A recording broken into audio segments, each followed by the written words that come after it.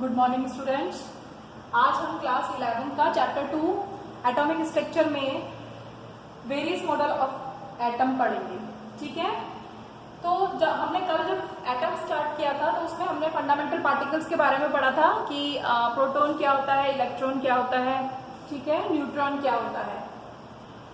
अब आप देखिए, जब हम मॉडल्स के बारे में पढ़ते हैं हमें पता है कि जो एटम है, स्मॉलेस्ट एटम का वो स्मॉलेस्ट मतलब एटम क्या है, स्मॉलेस्ट पार्टिकल है which can not be divided further. ठीक है, तो इसको बहुत सारे साइंटिस्ट ने इसके लिए मॉडल्स दिए। फर्स्ट मॉडल है Thompson model, that is also called plum pudding model. ठीक है, थॉमसन मॉडल क्या कहता है? थॉमसन मॉडल में क्या असम्पशन किया गया कि इस तरीके का स्ट्रक्चर होता है एटम का। ठीक है, इसमें आप देखिए कि ये पूरा का पूरा एटम को क्या अज्यूम किया गया है कि it is a positive charge particle. Atom is made up of positive charge particles, that is proton. यानी पूरा एटम किससे मिलकर बना है? पॉजिटिव चार्ज पार्टिकल से। ये जो छोटा छोटा पूरा का पूरा मॉडल जो है वो पॉजिटिव चार्ज पार्टिकल से मिलकर बना हुआ है। यानी कि हम कह सकते हैं कि पूरा का पूरा एटम कैसा है? पॉजिटिव है। ठीक है, और इसमें नेगेटिव चार्ज पार्टिकल्स क्या होते हैं? एम्बेडेड होते हैं। यानी नेगेटिव पार्टिकल्स जो हमने ये जो नेगेटिव जो बताए हुए हैं, ये वाले पार्ट जो है, ये दीज आर द इलेक्ट्रॉन्स। समझ में आ रहा है? तो प्लम पुडिंग थॉमसन ने जब सबसे पहले एटम के लिए जो मॉडल दिया उसे हम प्लम पुडिंग मॉडल कहते हैं। उसको आप ऐसे भी समझ सकते हैं जैसे बूंदी का लड्डू, पूरा का पूरा बूंदी का लड्डू जिसमें छोटे छोटे दाने होते हैं, वो पूरा का पूरा तो क्या है? पॉजिटिव चार्ज है। और उसमें यदि मान लीजिए बीच बीच में कुछ ब्लैक कलर की इलायची लगी हुई है तो दैट इलायची बिकम्स इलेक्ट्रॉन्स और नेगेटिवली चार्ज पार्टिकल। ठीक है, तो ये असम्पशन था कि atom is made up of a positive charge particles, that is proton. यानी कि पूरा का पूरा जो एटम है वो प्रोटॉन का बना हुआ है और उसमें नेगेटिव चार्ज पार्टिकल दूर दूर पर होते हैं। ठीक है, इसको same it is a watermelon, जैसे तरबूज होता है। तरबूज में क्या होता है? पूरा जो रेड कलर का तरबूज है वो तो क्या है? पॉजिटिव चार्ज है, और उसमें जो उसके बीज है दैट इज इलेक्ट्रॉन्स। लेकिन ये मॉडल कोई बहुत अच्छा मॉडल नहीं था और बहुत चला नहीं, क्योंकि ये एटम की न्यूट्रलिटी को एक्सप्लेन नहीं कर पाया कि जो एटम है उसमें पॉजिटिव चार्ज भी है, इलेक्ट्रॉन भी है और न्यूट्रॉन भी है, तो वो न्यूट्रल कैसे है, इस चीज को एक्सप्लेन करने में ये सक्सेसफुल नहीं रहा। तो उसके बाद एक दूसरा मॉडल आया, that is called Rutherford model. Rutherford model जो है, इस मॉडल में एक एक्सपेरिमेंट करते हैं हम, that is called scattering experiment. देखो, स्कैटरिंग एक्सपेरिमेंट क्या होता है कि जो रदरफोर्ड था उसने क्या किया, उसने गोल्ड या फिर आप ले सकते हैं सिल्वर, गोल्ड सिल्वर की थिन फॉइल, ये पतली सी फॉइल ली।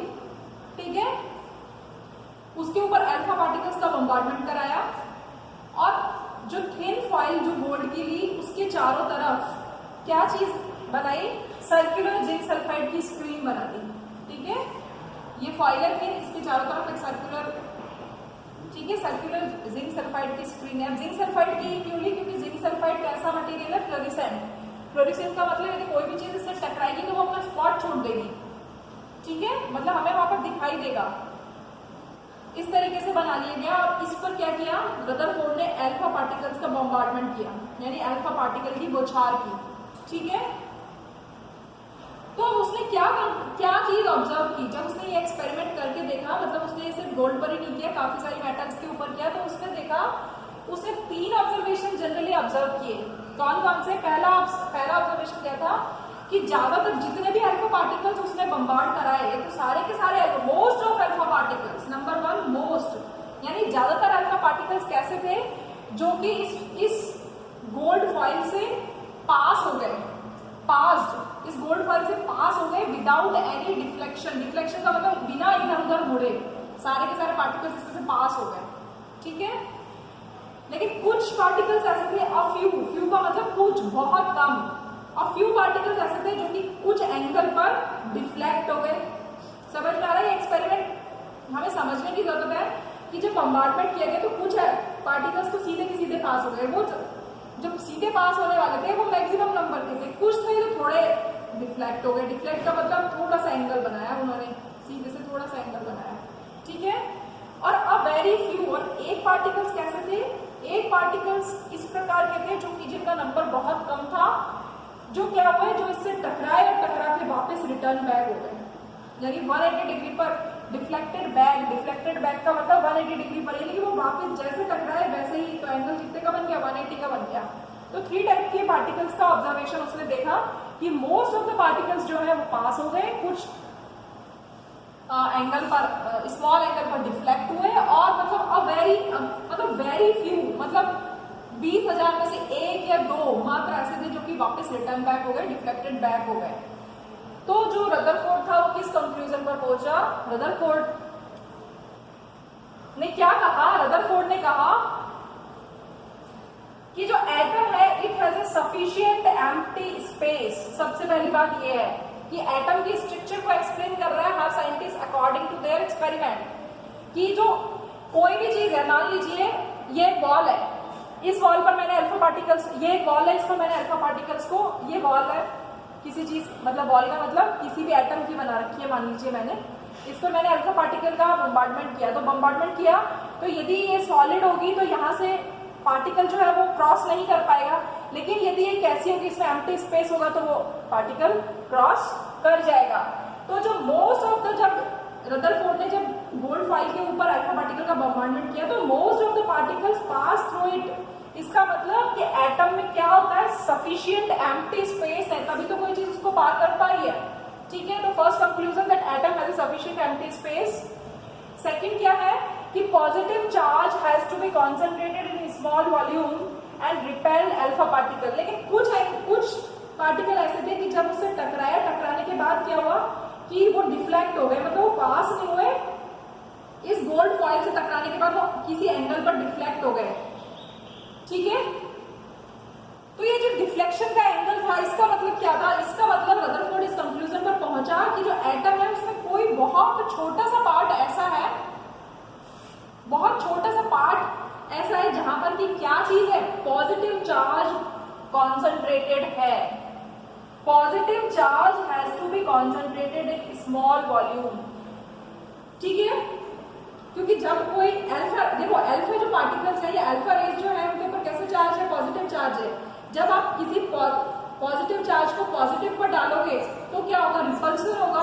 रिपल्शन होगा तो एंगल क्या है, मतलब कोई भी चीज जो है वो बिल्कुल सीधी नहीं जाएगी, वो इससे थोड़ा दूर जाएगी।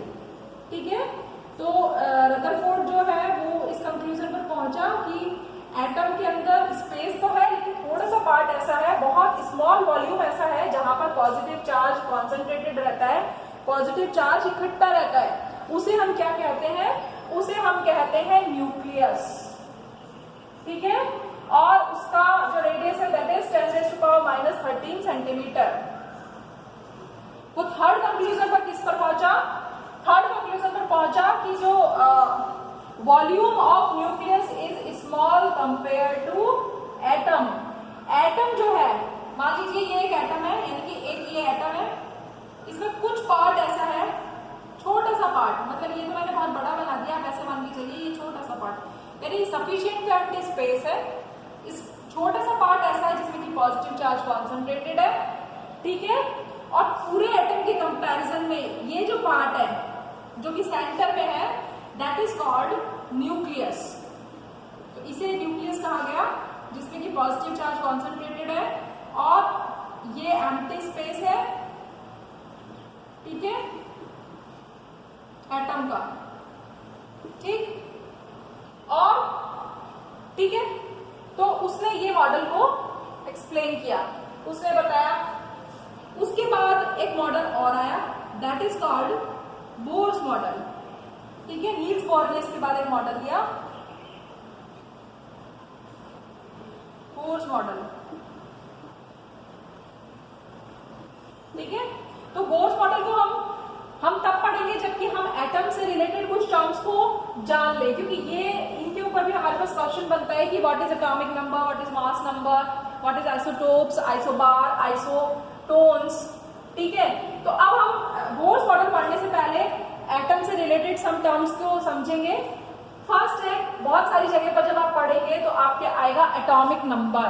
देखिए एटॉमिक नंबर क्या होता है, एटॉमिक नंबर को हम किससे डिनोट करते हैं, Z से डिनोट करते हैं। ठीक, और ये किस चीज को बताता है, किसी भी एलिमेंट का एटॉमिक नंबर नंबर, जैसे मान लीजिए हाइड्रोजन है 1, हाइड्रोजन, हीलियम, लिथियम, सबका एटॉमिक नंबर है। ये चीज हम पढ़कर आए हैं, लेकिन बहुत सारा कंफ्यूजन होता है जब हम क्वेश्चंस को सॉल्व करते हैं।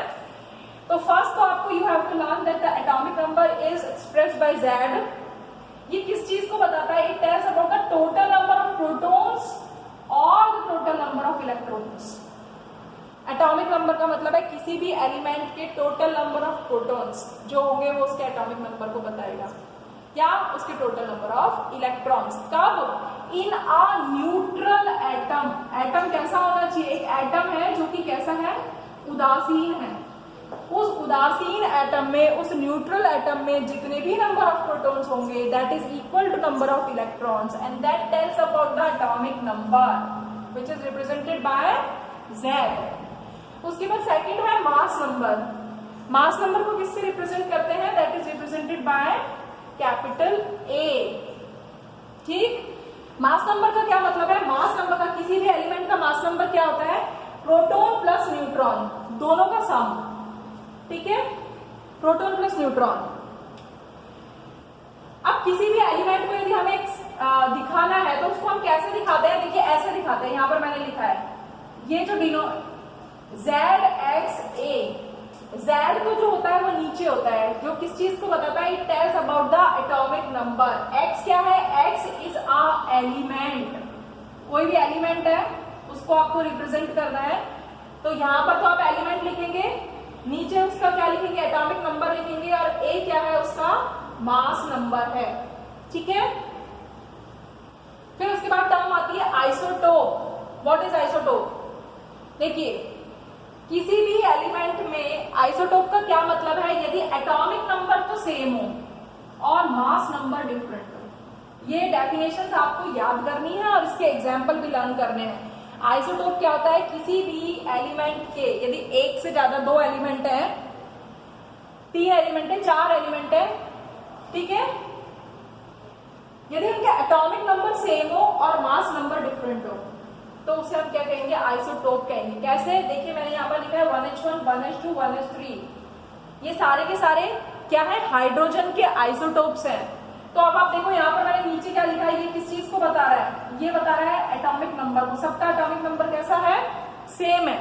लेकिन ऊपर क्या, किस चीज को बता रहा है? Mass number. सबका मास नंबर क्या है? डिफरेंट। तो आपसे पूछा जाए give an example, what is define isotope and give an example of isotope. तो सबसे पहले आप बताएंगे जिनके एटॉमिक नंबर सेम हो, मास नंबर डिफरेंट हो, दैट इज आइसोटोप्स। और एग्जाम्पल तो बहुत सारे हैं, कोई सा भी बता सकते हैं आप। ठीक है। उसके बाद आता है आइसोबार। आइसोबार्स क्या होते हैं? आइसोबार्स वो एटम्स होते हैं जिनका मास नंबर तो सेम होता है बट एटॉमिक नंबर डिफरेंट होता है। ठीक है। क्या? मास नंबर तो सेम है बट एटॉमिक नंबर डिफरेंट है। जैसे फॉर एग्जाम्पल मैंने यहाँ पर लिखा है 18 आर्गन 40 और 20 कैल्शियम 40। इसका मतलब देखो, अब आप नीचे, आपको पता है नीचे हम किस चीज को लिख रहे हैं? एटॉमिक नंबर को। एटॉमिक नंबर तो डिफरेंट है, ठीक, और मास नंबर कैसा है? सेम। ठीक है। तो आइसोबार की डेफिनेशन, आइसोबार का मतलब जहां पर मास नंबर सेम हो, एटॉमिक नंबर डिफरेंट हो। उसके बाद एक टर्म और आती है that is isotones. Isotones, isotones क्या होते हैं? जैसा कि नाम से पता पड़ रहा है, आइसोटोन का मतलब न्यूट्रॉन सेम होगा। ठीक है। If neutron number is same but proton number is different, यदि प्रोटॉन का नंबर डिफरेंट है और न्यूट्रॉन का नंबर सेम है तो उसे हम क्या कहेंगे? आइसोटोन। जैसे मैंने एग्जाम्पल लिखा 17 क्लोरीन 37 एंड 19 पोटेशियम 39। इसका क्या मतलब हुआ? देखो कोई भी एलिमेंट जो है, आपके पास 3-4 एलिमेंट लिखे हैं, आपको फाइंड आउट करना है तो पहले तो आपको डेफिनेशन पता होनी चाहिए, फिर आपको प्रोटॉन, न्यूट्रॉन और इलेक्ट्रॉन निकालना आना चाहिए। अब आप यहाँ पर देखो मैंने लिखा है 17 क्लोरीन 37। इसका मतलब क्या है? प्रोटॉन इसमें कितने हैं? 17 और प्रोटॉन 17 है। तो यदि सबसे पहले एटम कैसा है? कोई भी एटम जो है वो न्यूट्रल है, तो जितने प्रोटॉन होंगे उतने ही इलेक्ट्रॉन होंगे, तो 17 हो गए। तो मास नंबर क्या होता है?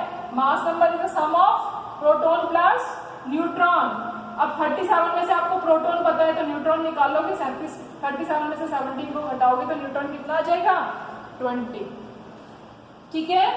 ठीक इसी तरीके से पोटेशियम में निकालोगे, पोटेशियम में देखो ये 19 प्रोटॉन 19 है तो इलेक्ट्रॉन कितने हो जाएंगे, इलेक्ट्रॉन भी 19 हो जाएंगे। मास नंबर आपको गिवन है, मास नंबर में से जैसे ही आप प्रोटॉन को सब्ट्रैक्ट करोगे, घटाओगे, कितना आ जाएगा, न्यूट्रॉन आ जाएगा। समझ में आ रहा है? ठीक है, तो अब यहां पर देखिए, यहां पर क्या चीज सेम है दोनों में, दोनों एटम, दोनों के बारे में, जो दो स्पीशी लिखी हुई है उसके बारे में हम देख रहे हैं, दोनों में neutron number is same. If the neutron number is same then that is isotone. ठीक है, तो ये चीज आप पढ़ेंगे। इसके बाद हम जो हमारा कमिंग लेक्चर होगा उसमें हम बोहर का मॉडल पढ़ेंगे। Thank you.